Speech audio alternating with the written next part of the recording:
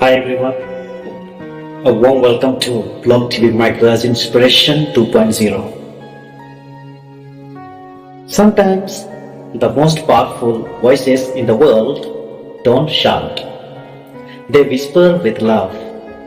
They don't demand, they invite. And sometimes the greatest revolutions start with kindness.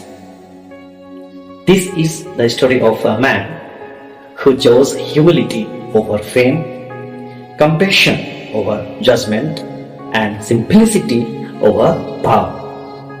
This is the story of Pope Francis, the humble beginning of his life.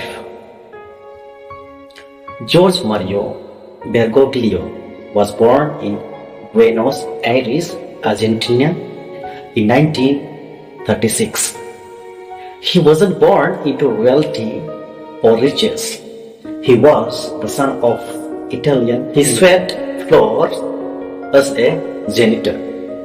He worked as a chemical technician. He lived like a young, like you and me, facing struggles, doubts, and choices.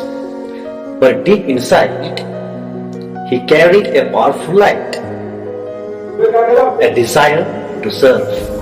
Yes, he carried a powerful desire inside, a desire to serve. 8:21, after a near-death experience due to severe pneumonia, something inside him shifted.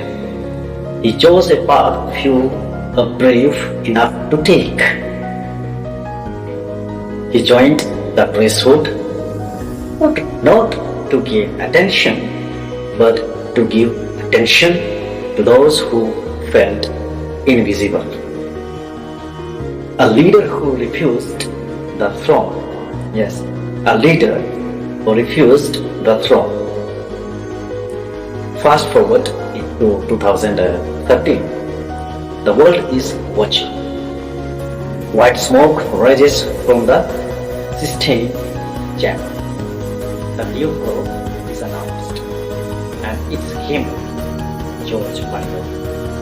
George Mario Bergoglio becomes Pope Francis, the first Jesuit pope, the first from Latin America, the first to take the name Francis, inspired by Saint Francis of Assisi, the saint of the poor.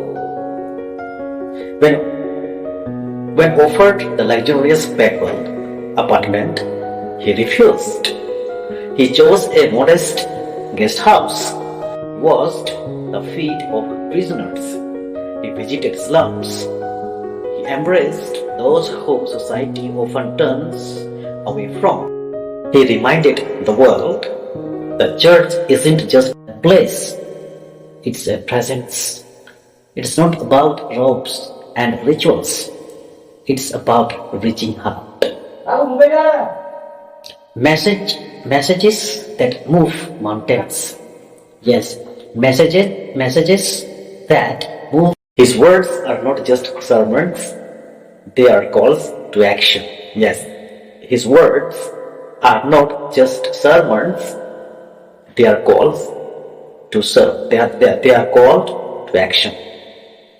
Then another we can see in his life, a pope for the people. Yes, a pope for the people. Pope Francis doesn't act like a king. He acts like a neighbor, a father, a friend. He calls people on the phone. He surprises children with hugs. He drives a used car. And when he meets the poor, he listens more than he speaks. In a world addicted to noise, he teaches us the power of silence. In a world obsessed with fame, he teaches us the grace of being forgotten. In a world driven by fear, he stands for hope. What can we learn from Pope Francis? Yes, so what can we learn from Pope Francis? You don't have to wear a crown to be royal. Yes, you don't have to wear the crown to be royal. You don't need applause to make an impact. You don't need to be perfect to change the world. All you need is a heart that listens, hands that serve, and soul that dares to care. Let his life be a mirror. Yes. Let his life be a mirror.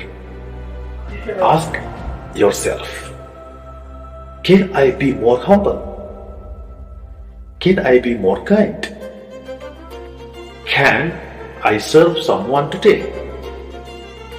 Because true power doesn't come from how much you have, it comes from how much you give.